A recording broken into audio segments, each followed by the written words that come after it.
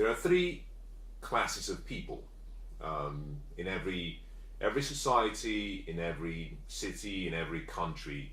We have three classes of people, and by three classes of people, I'm really referring to three classes of people and their understanding and the use of money.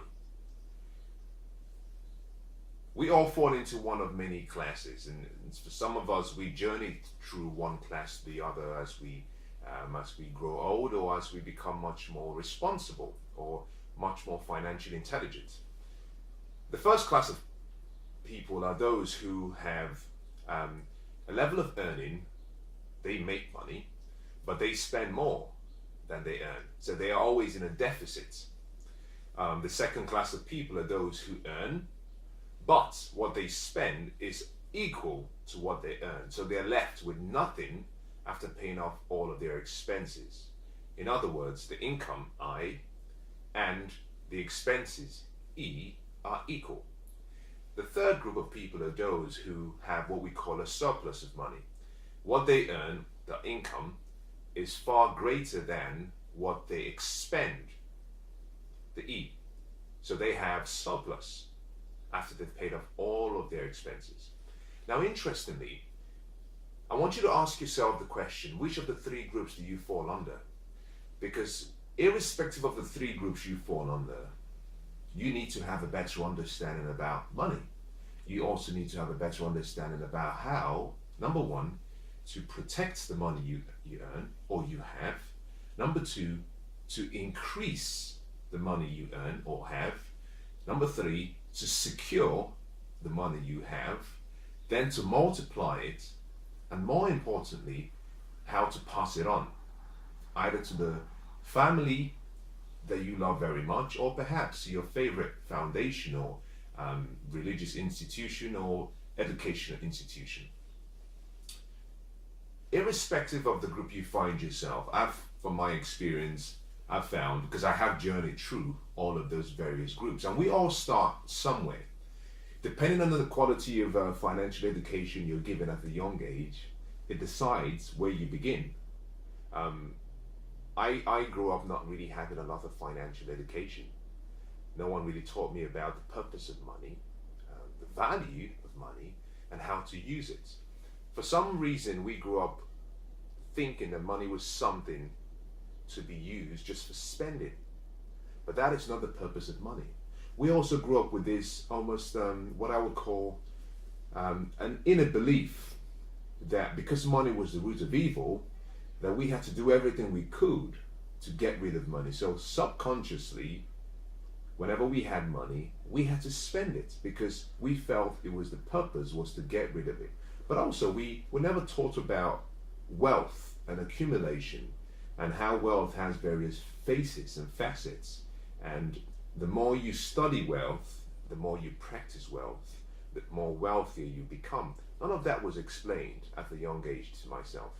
And you might find yourself in the same position. So what I want to do in the next few minutes is just give you a very, very quick, let me paint a picture of one aspect of what it takes to be financially independent and wealthy.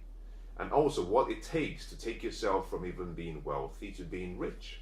Because there are various levels in this journey towards what we call the financial freedom or the rich island. Let's start by saying this, that if I asked you what it really takes to make money or to build wealth or to become rich, I'm very certain that you might start by talking about a number of investment options. You might say, well, the stock market, you might talk about oil, you might talk about investing in some mutual funds or bonds, you might even talk about investing in property, real estate. But wealth doesn't start with any of those items I've just mentioned. And the reason is simply because all of the items I've just mentioned are what we call investment vehicles, investment products, investment channels. You cannot start with a vehicle, you cannot start with a product or with a channel. That is what most people do, but that is not where you should start. What you must start with is a plan. investing is a plan. It's all about the plan. Irrespective of the vehicle or the product or the service or the strategy you use, if you do not have a good plan, there's a very high chance that you might fail. So my challenge to you today is to make you aware that you must begin with a plan, because the plan decides the outcome, not the product, not the person, not the financial institution, your plan.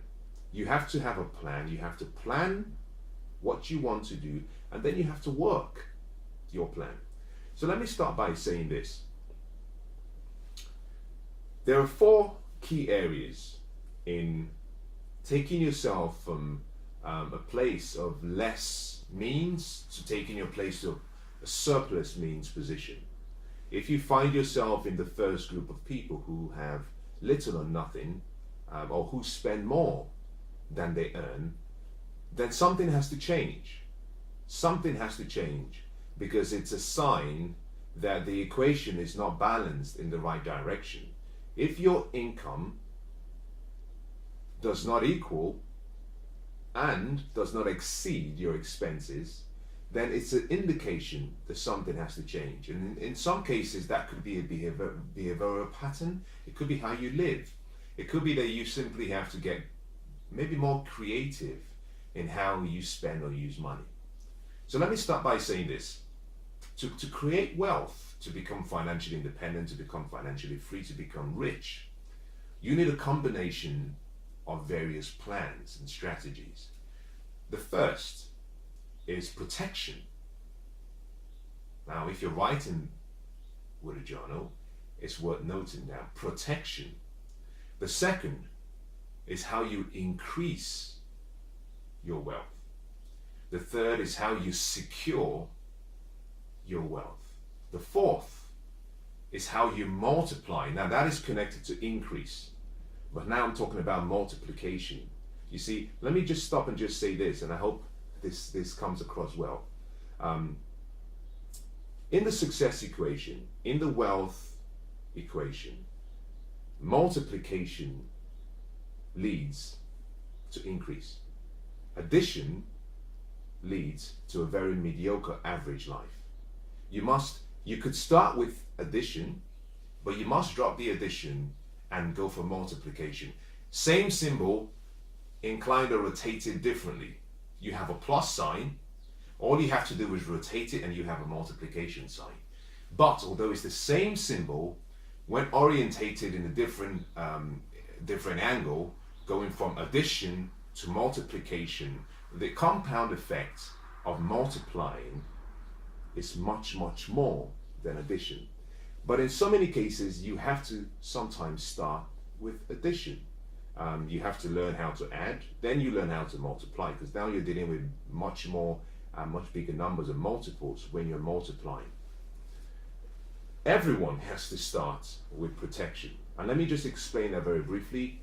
I'll go through each and every one of them just so you have some idea. And what I will do is maybe go into each and every part of the plan in more detail, not in this video, but I think it's probably worth spending time on each. But over the next few minutes, I'm just going to do a very quick overview of each, so you can see how you can start to change your life and change perhaps some of your habits, perhaps some of your actions, and how you use money. Protection is important. We all are gifted with life. The beauty is that there is a time to be born, but also there is a time to die. Although we are born, and although we've been given this beautiful life, no one knows when the journey will end. We're living much longer than we've ever lived. The life expectancy for a man and a woman is much higher than it was 40 years ago. That is very true. But still, no one knows when their time will be up. So if you're 19 years old, for example, you might say, I'm fairly young. And you wouldn't be necessarily wrong or right with that statement. However, your age changes drastically based on how long you live. If you're 19 but you would only live to be 22, then you're fairly old. because technically you've lived about 80% of your life. On the other hand, someone who is 64, who will live to be about 99, is still fairly young because they're still in the 2/3 of their life. They still have a long way to go. But no one knows the end time. No one knows the date. And so you must protect yourself. Protection is the first step in the plan. Protection simply means that you set up a system whereby in the event that you're no longer alive or you're no longer there, that those you love and you care about can still carry on living the lifestyle that they once used to live, or that you were planning that they could have. They can continue to live that life in your absence. So a plan for wealth really deals with securing almost a steady lifestyle, irrespective of whether you're present or you're not. This is where the people who are rich and wealthy differ from those who are not.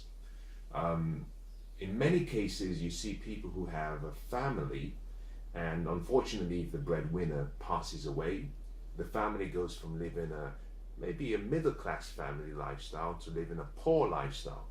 And part of that is simply because there wasn't a plan to protect the income, to protect the wealth, to protect the family. So the first thing you must start with is protection.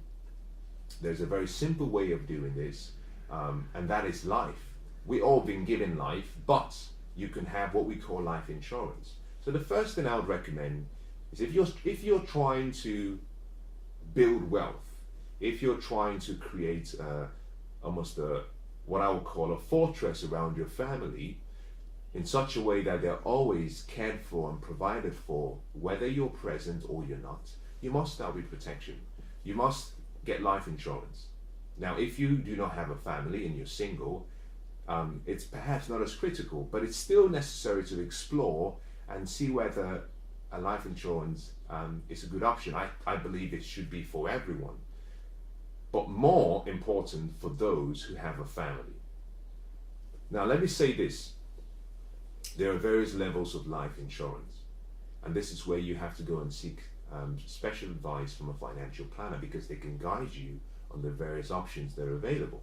So the first thing is protection, and you protect through life insurance. The second, I'll deal with security and safety. You have to protect yourself. Now you want to be safe. Once you're safe, you're then ready to build wealth.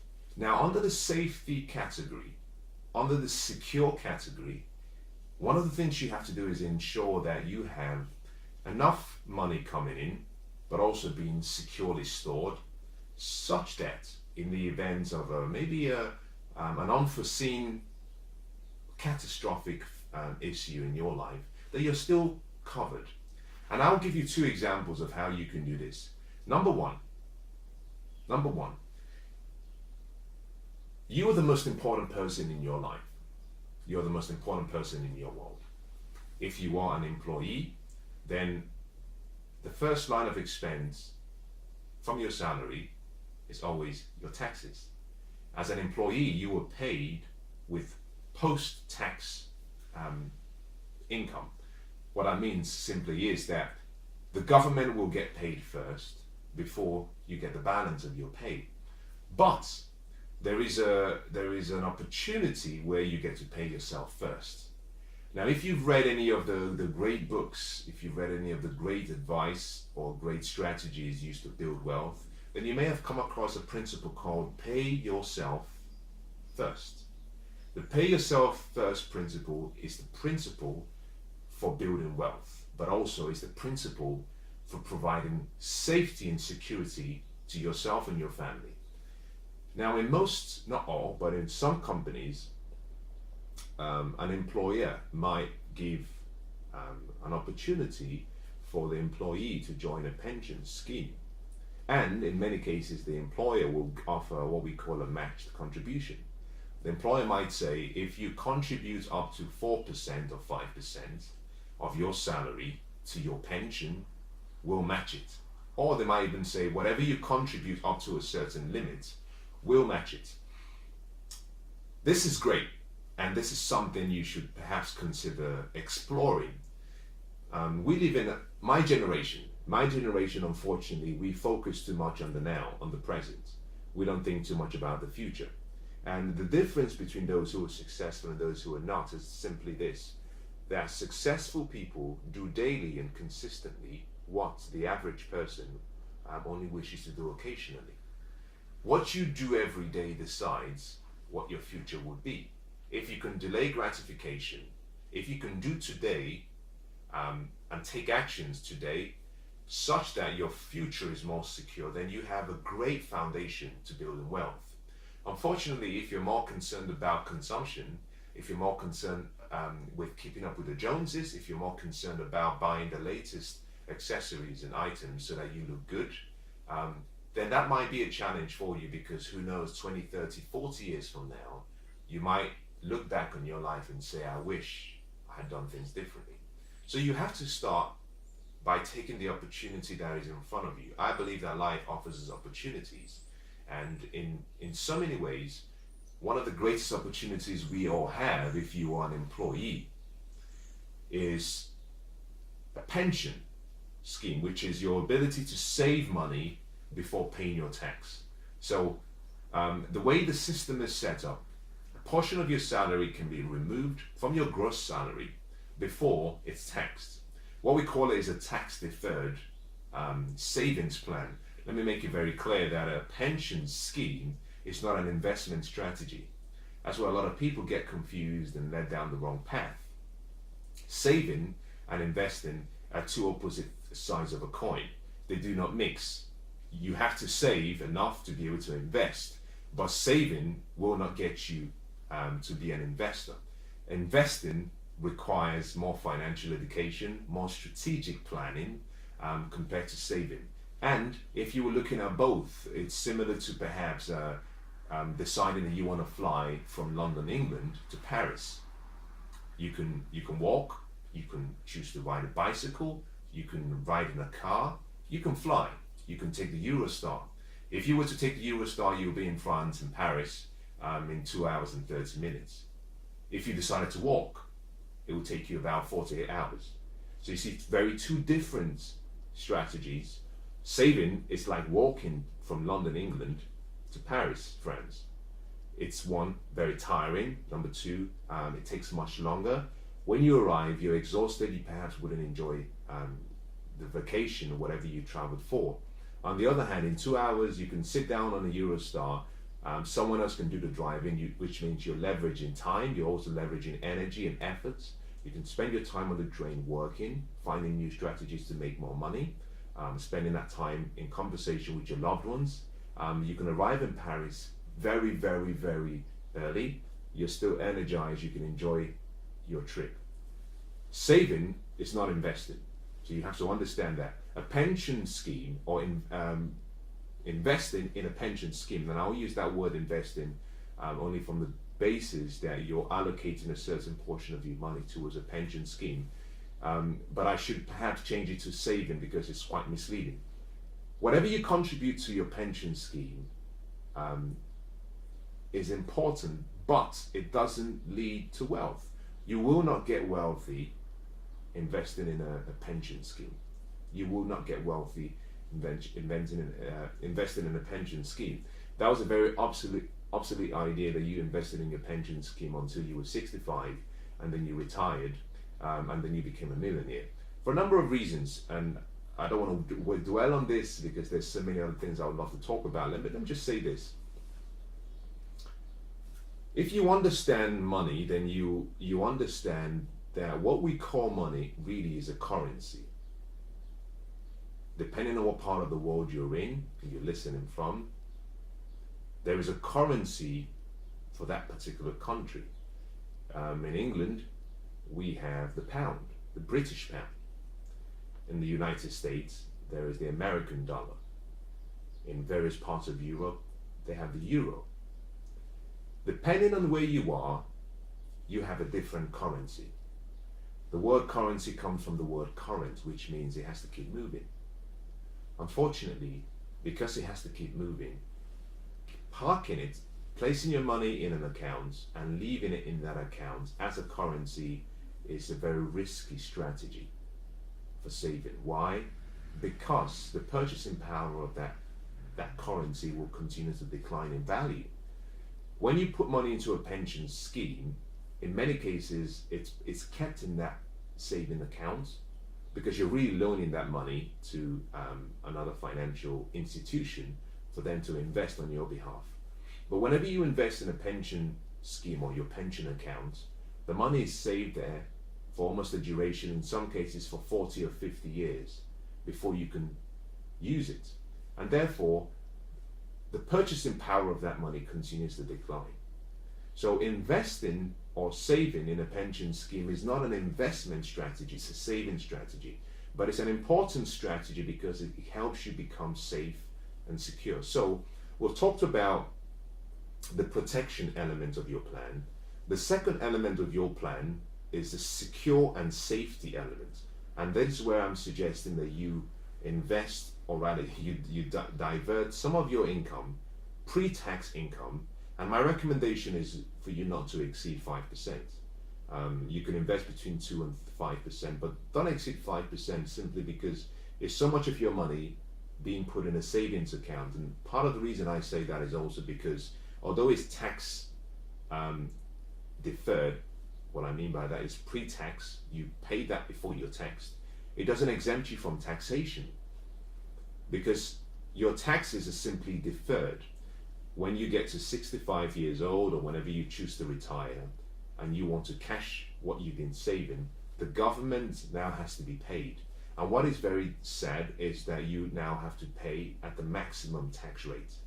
So I'll give you a very good example. If you started saving in your pension at the age of 18 and you were earning about £20,000 every year, you're on the lowest tax bracket.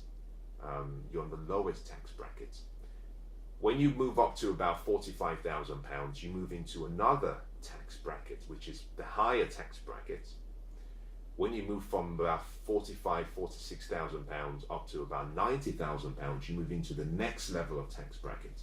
So over the course of your life, if you started investing from the age of 19 and you were successful in whatever line of work you were doing, let's assume that at the time you retired, you were earning about £150,000. If you were earning £150,000, you would have been paying the highest tax bracket in the UK. That is, we call that the 45% bracket. The way it's calculated is slightly intriguing and interesting. I don't intend to go into it. If you were earning about £50,000 or £46,000, you're what we call the 40% tax bracket.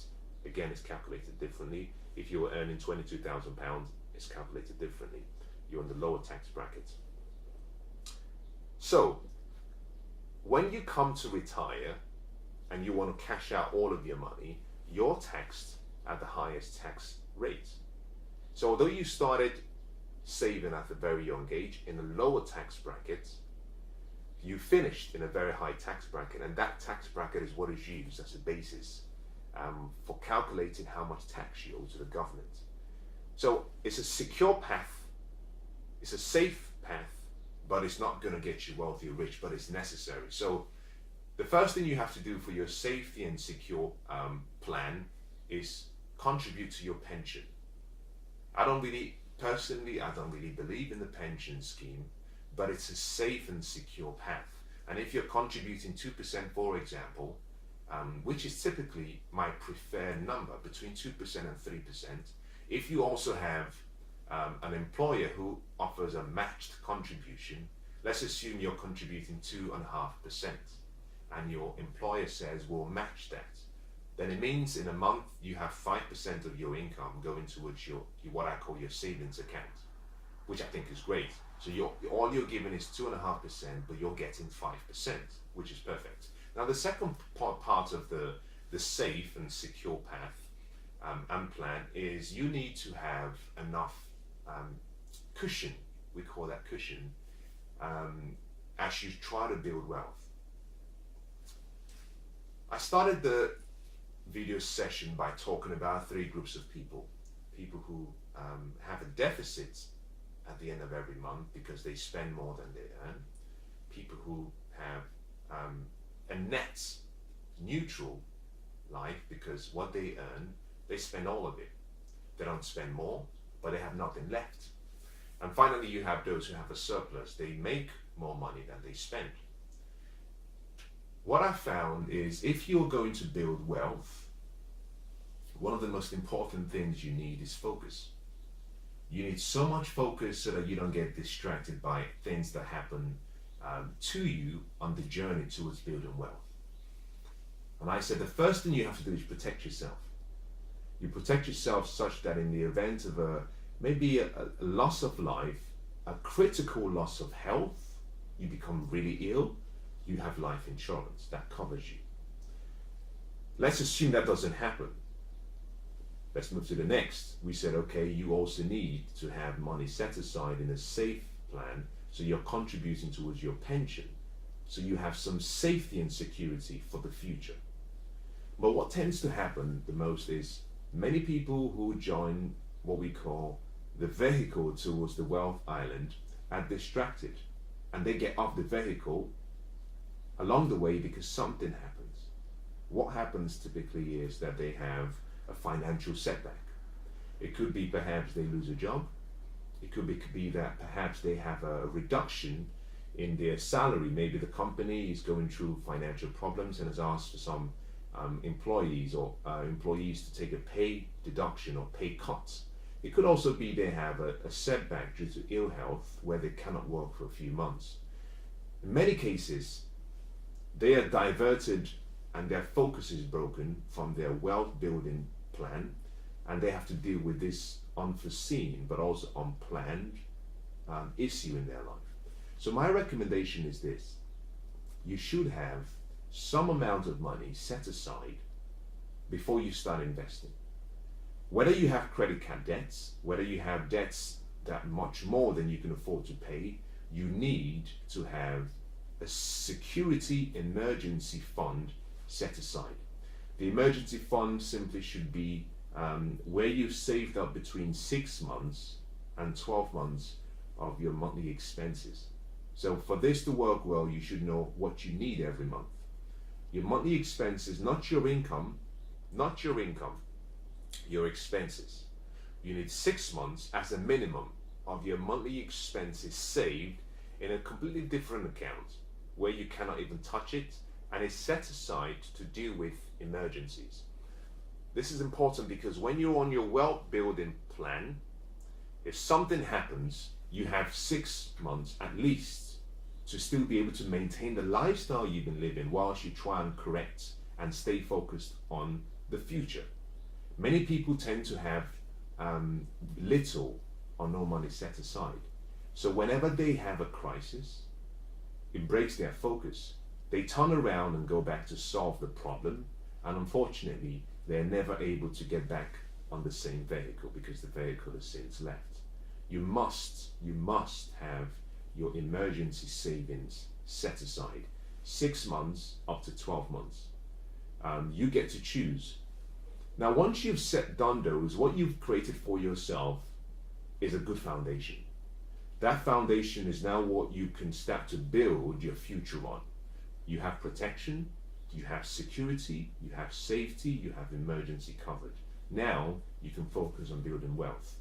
And this is where we go into the final plan, which is the investment plan, which is about, okay, how do I start to multiply and add wealth? How do I start to build the level of wealth that I need to take me from where I am and my family from where we are to a place where we do not have to worry about money, where we're free completely from money and we can live life and enjoy life. You need an investment plan. And the investment path or plan you choose really decides how quickly you become free. But the level of your financial education and intelligence, in other words, the level of your wisdom, is what decides what plan or path you choose. You see, investment is I like to see it as like a sport. It's like a sport. It's like a sport that has a team. You cannot do it alone. The strength of the team depends, and the performance of the team is somewhat dependent and limited by the weakest link. You need people. So one of the most important things you need is a financial planner.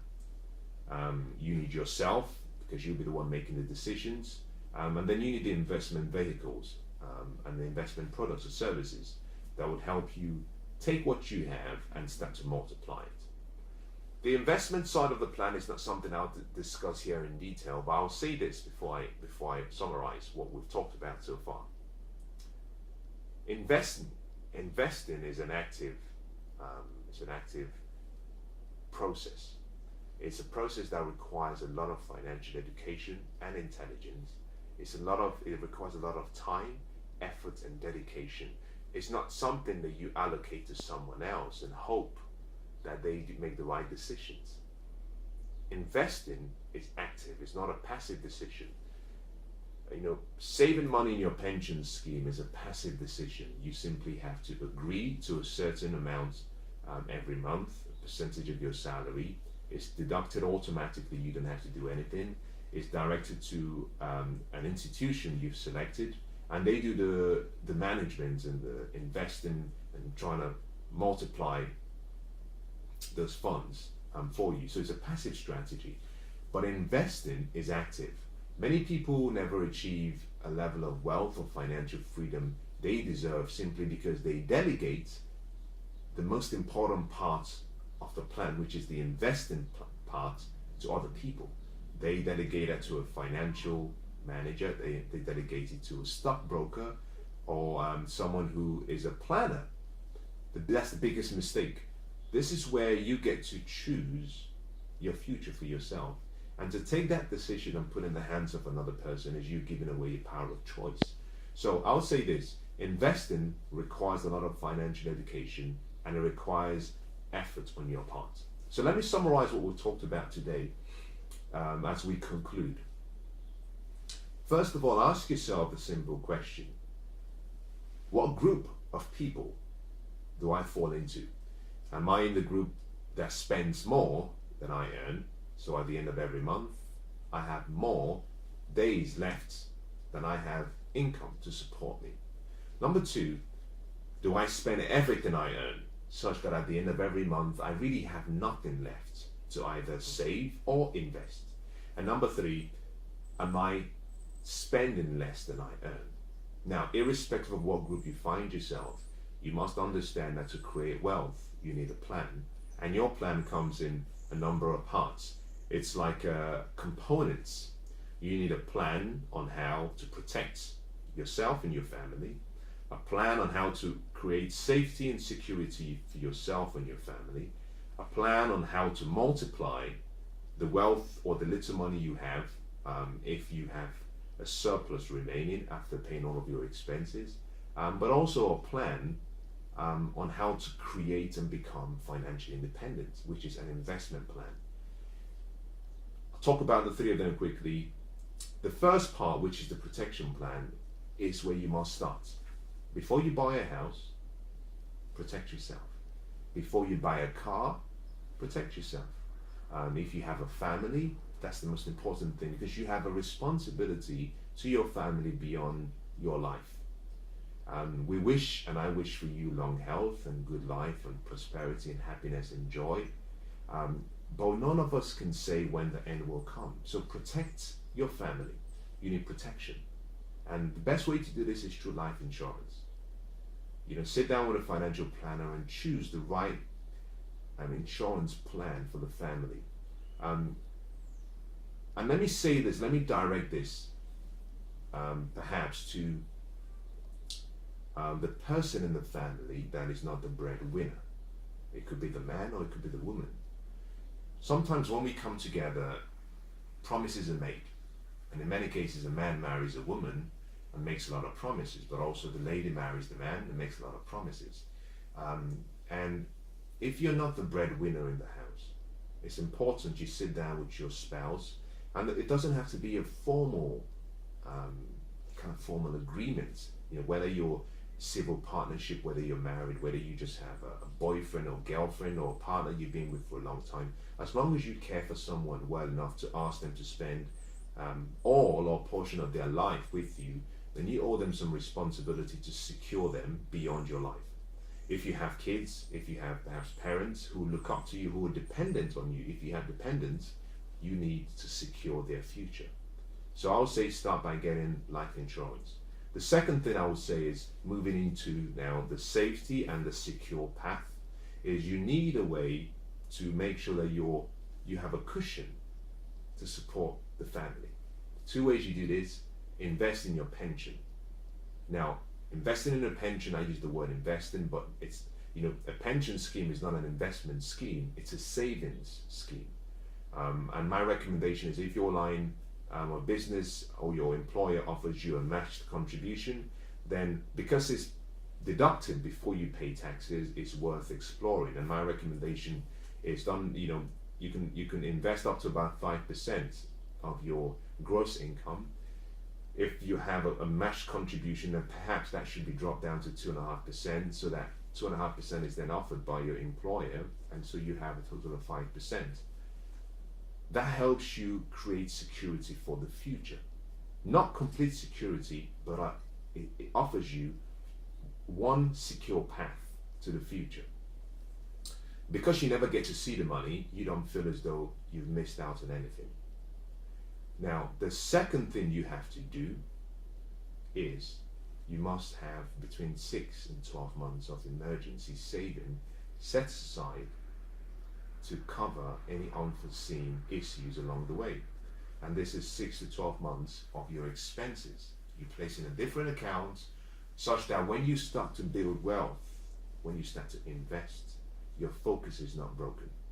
Now, the final part of the whole plan process is investment.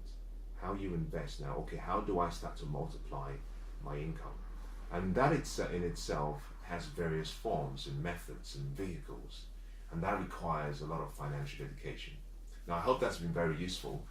I want to ask that you take some time once you've listened to this and ask yourself some of these questions that I've asked you, and start to document your answers to these questions, because the more you can ask questions, the more you find answers.